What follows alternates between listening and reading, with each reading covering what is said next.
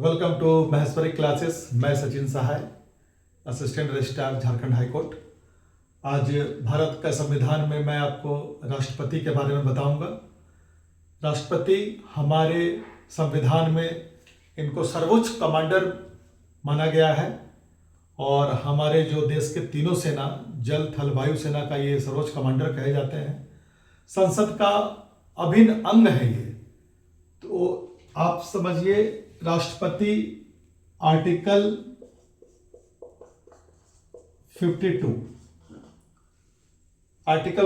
आपको याद होना चाहिए।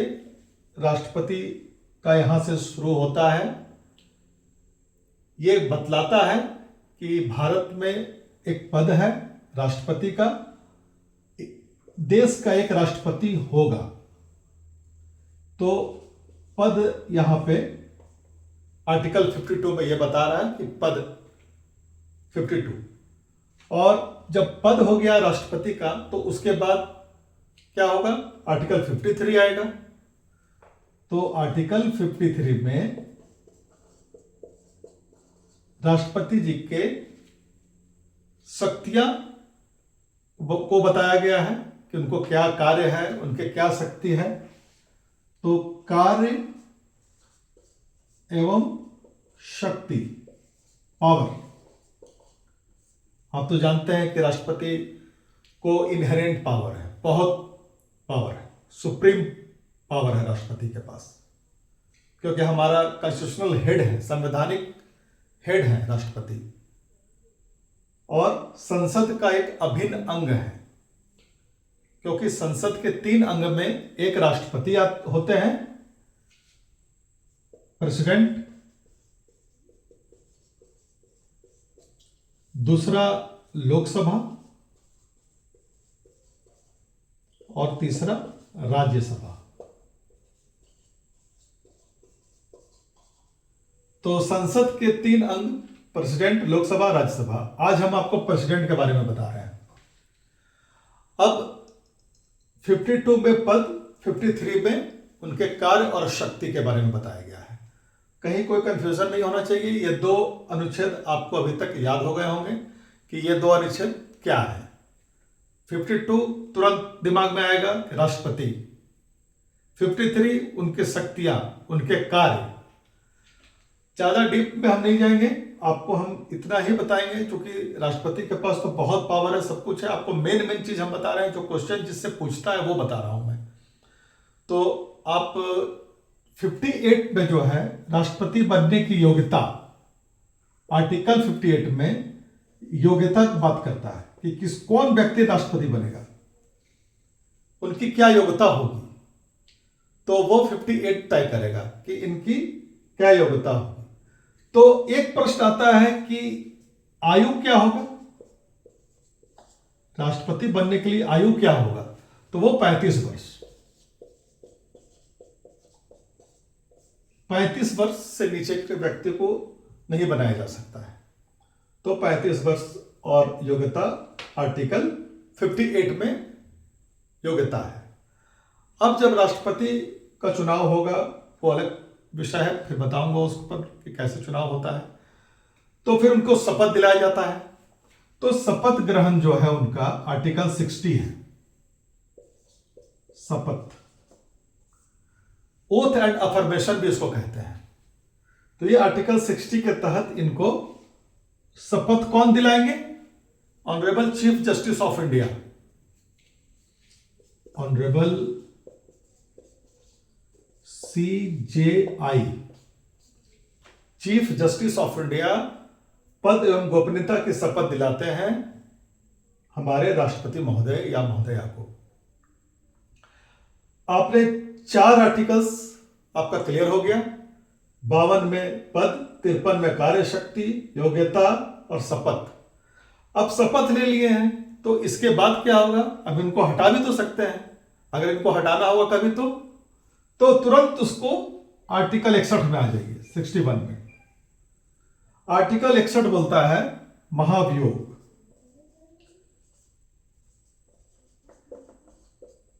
मतलब इम्पीचमेंट।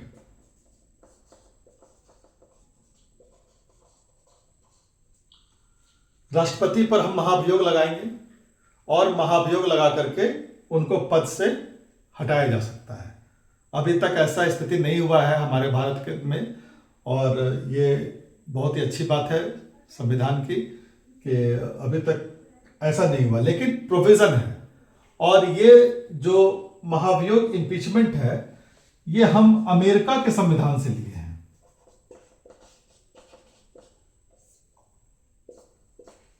प्रश्न ये पूछेगा कि महाभियोग इम्पीचमेंट कहां से, किस संविधान से लिया गया है, किस देश के संविधान से लिया गया है, तो आपका उत्तर होगा अमेरिका के संविधान से लिया गया है। आप कहीं भी कंफ्यूज नहीं होइएगा।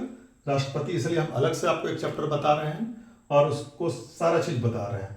तो महाभियोग कौन लाएगा, कैसे लाएगा महाभियोग?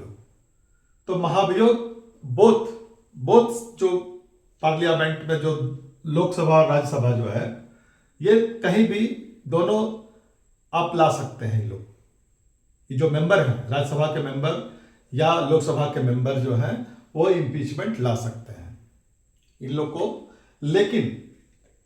लेकिन इसमें क्या है कि 14 दिन का नोटिस, 14 दिन का नोटिस देना होता है। किसको देना होता है? राष्ट्रपति को, कि आपके खिलाफ हम लोग महाभियोग लाएंगे और आपको पद से हटा देंगे। ये 14 दिन का नोटिस अगर आप नहीं दीजिएगा तो फिर महाभियोग आपका स्टैंड नहीं करेगा। इसलिए ये अनिवार्य है। इम्पीचमेंट अगर आप किसी के खिलाफ लगा रहे हैं, कोई राष्ट्रपति महोदय के खिलाफ लगा रहे हैं, तो कि आपने संविधान का उल्लंघन किया, आप संविधान को ठीक से नहीं चला रहे हैं, यही सब रहता है, तो उस पर आपको 14 दिन का नोटिस देना अनिवार्य है। इसके बिना नहीं होगा। अब आता है पारी कि राष्ट्रपति को क्या क्या पावर्स हैं। तो राष्ट्रपति को सत्र को बुलाने का पावर है, जो सेशन चलता है पार्लियामेंट का, तो 17 साल भी उसको बोलते हैं, डिसॉल्व करने का भी पावर है। जो सत्र खत्म हो जाता है सेशन, तो बुलाने का पावर, खत्म करने का पावर, ये सब है। तो आपको मैं बता दूं कि राष्ट्रपति जो है लोकसभा का सत्र, लोकसभा का सत्र बुलाने का इनका पावर है, और ये पावर इनको भारत के संविधान से मिलता है। लोकसभा का विघटन करने का भी पावर मिलता है। आर्टिकल 85 का 2 ये बोलता है कि लोकसभा का विघटन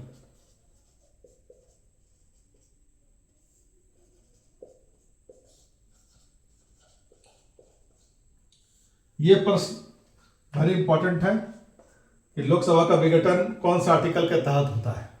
तो ये आपका उत्तर होगा लोकसभा का विघटन आर्टिकल 85(2) के तहत होता है।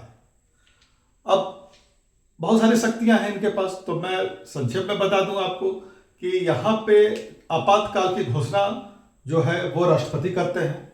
देश में कोई इमरजेंसी हो, कोई युद्ध की आशंका, बाहरी आक्रमण हो रहा हो, सशस्त्र विद्रोह हो रहा है, आंतरिक गड़बड़ी जिस सब को हटा दिया गया था 44वें संविधान संशोधन के द्वारा 1978 में, आंतरिक गड़बड़ी को हटा करके सशस्त्र विद्रोह वहां पर जोड़ा गया था। तो ऐसी स्थिति, जब आपातकाल की स्थिति होती है, तो राष्ट्रपति जी को बहुत पावर होता है और वो कहीं भी आपातकाल की घोषणा करते हैं। लेकिन इसके लिए प्रधानमंत्री से सलाह मशवरा करते हैं और तभी उनके सलाह मशवरा करने के बाद ही वो आपातकाल की घोषणा करते हैं। आपातकालीन शक्तियां,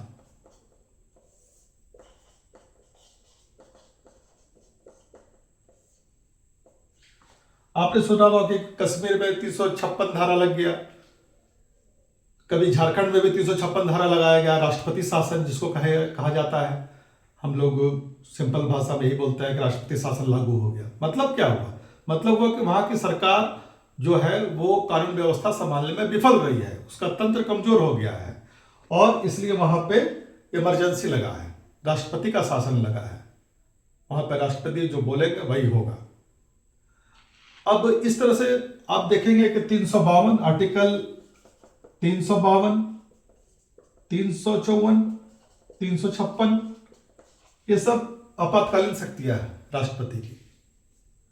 और आपातकाल जो शक्तियां हैं ये हम जर्मनी के संविधान से लिए हैं। जर्मनी, ये देखिए जर्मनी के संविधान से आपातकालीन शक्तियां ली गई है। मैंने आपको बताया भी है कि हमारा संविधान बहुत से देशों से उसकी विशेषताओं को लिया गया है। तो हम लोग महाभियोग अमेरिका से लिए और जर्मनी से आपातकालीन शक्तियां लिए हैं। तो आपको कोई कंफ्यूजन नहीं होना चाहिए कि ये कहाँ से लिए हैं।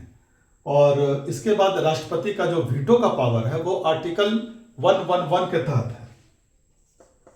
आर्टिकल 111 ये बोलता है वीटो पावर। राष्ट्रपति को बहुत सारे पावर है, उसमें एक ये बहुत प्रमुख पावर है वीटो पावर, आप बता सकते हैं। और इसके बाद राष्ट्रपति जी लोकसभा के लिए 2 मनोनीत करते थे एंग्लो इंडियन को, लेकिन वो 104 संविधान संशोधन के 2019 में उसको हटा दिया गया है। अब मनोनीत नहीं करना है, केवल राज्यसभा के लिए वो 12 सदस्य मनोनीत करते हैं।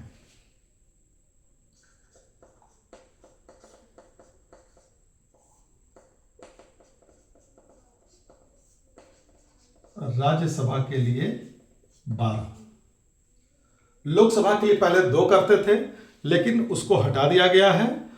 वो कब हटाया गया? तो 2019 में संविधान में 104वां संशोधन 104 अमेंडमेंट, नोट कर लीजिए 104 अमेंडमेंट 2019 में हुआ। और राष्ट्रपति का वो जो पावर था एंग्लो इंडियन समुदाय से 2 लोगों को मनोनीत करने का, वो खत्म हो गया। तो अब जो है केवल राज्यसभा में 12 सदस्य को मनोनीत करने का पावर है राष्ट्रपति महोदय को।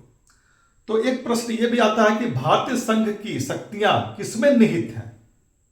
यह प्रश्न आपको बहुत जगह पढ़ने को मिलेगा, बहुत जगह पूछा गया है प्रश्न कि भारतीय संघ की शक्ति किसमें निहित है। तो भारतीय संघ की शक्ति राष्ट्रपति में निहित है।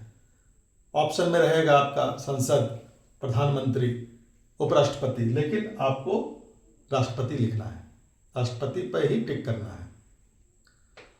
और इसके बाद आता है कि उपराष्ट्रपति अपना इस्तीफा किसको सौंपते हैं। शपथ ग्रहण तो हमारे माननीय मुख्य न्यायाधीश महोदय भारत के दिलाएंगे, ओथ एंड अफर्मेशन। तो उसके बाद ये रेजिग्नेशन किसको देंगे? ये अपना resignation vice president of India को सौंपते हैं।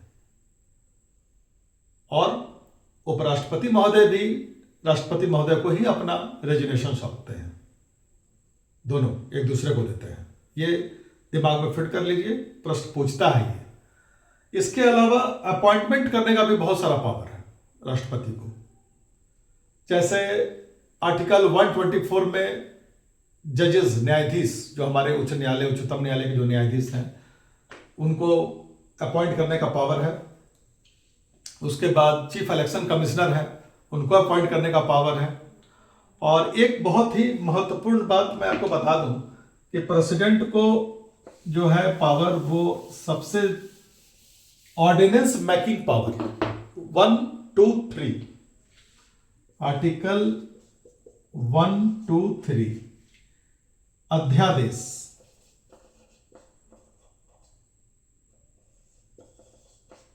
अध्यादेश, ऑर्डिनेंस,